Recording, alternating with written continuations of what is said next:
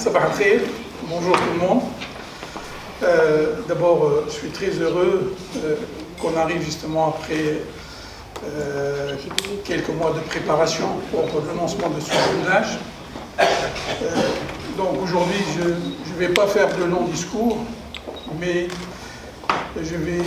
effectivement introduire un petit mot d'ouverture pour saluer en mon nom personnel et au nom des membres de l'AEK d'abord tous nos invités, souhaiter la bienvenue à Monsieur le ministre auprès du chef du gouvernement chargé des relations avec les instances constitutionnelles, la société civile et les organisations des droits de l'homme, Monsieur Mohamed Fadel Mahfouz, souhaiter aussi la bienvenue à messieurs les ambassadeurs de l'Union européenne, de la Belgique et de la France, qui nous ont fait l'honneur d'être présents parmi nous ce matin. Son Excellence, le délégué général de la Fédération Wallonie-Bruxelles, en Tunisie. Monsieur le directeur général du JP3A, l'unité de gestion des partenariats du ministère du Développement, de l'Investissement et de la Coopération internationale. Et bien entendu, nos homologues du CSA belge et nos amis du l'INA qui, bien sûr, ont embarqué avec nous dans ce projet ambitieux et combien exaltant de jumelage entre nos institutions.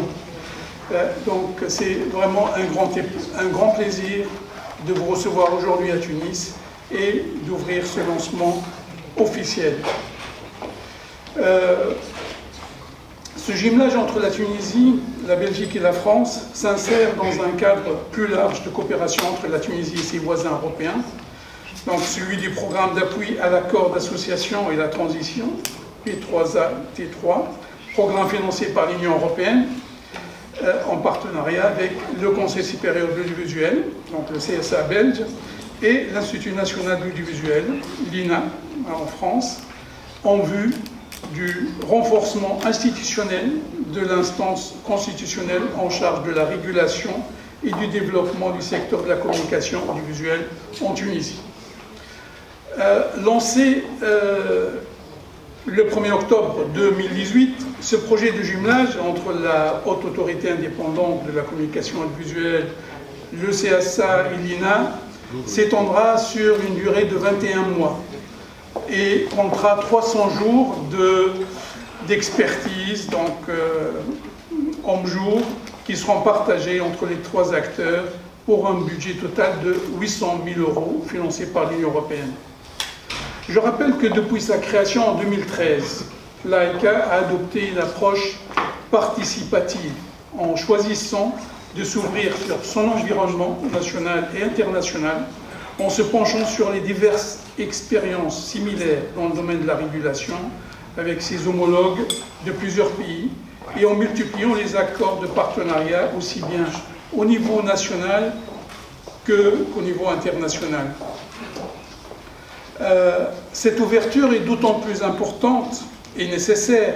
que les instances de régulation, comme la nôtre, se distinguent d'abord par la particularité du secteur lui-même dont elles s'occupent. Tant il est vrai que le domaine des médias et des nouvelles technologies est par excellence un secteur qui connaît un peu partout et depuis des années de très grandes mutations. Ce projet de jumelage institutionnel vient donc renforcer le rôle essentiel de l'AEK, l'un des acquis les plus importants de la révolution tunisienne et l'un des piliers indispensables du processus démocratique en cours qui ne cesse de jouer un rôle important pour garantir la liberté de la communication audiovisuelle, l'indépendance des médias, la liberté d'expression et d'information, le pluralisme et la diversité. Cette jeune instance qui porte sur ses jeunes épaules le fait de la régulation qui passe par des missions aussi importantes que le monitoring de la couverture médiatique des campagnes électorales, la lutte contre le discours de haine, la nécessité de garantir l'égalité entre hommes et femmes, la lutte contre les discriminations, le racisme, et la liste pourrait être longue. Cette instance est appelée aujourd'hui à se surpasser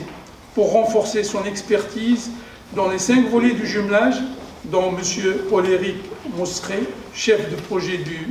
pour le CSA belge, et M. Jean-François Furnemont, conseiller président du jumelage à l'AECA, vous parleront plus en détail tout à l'heure. Je souhaite donc, à la fin de ce mot d'ouverture, remercier l'Union européenne pour son soutien continu et indéfectible à l'AECA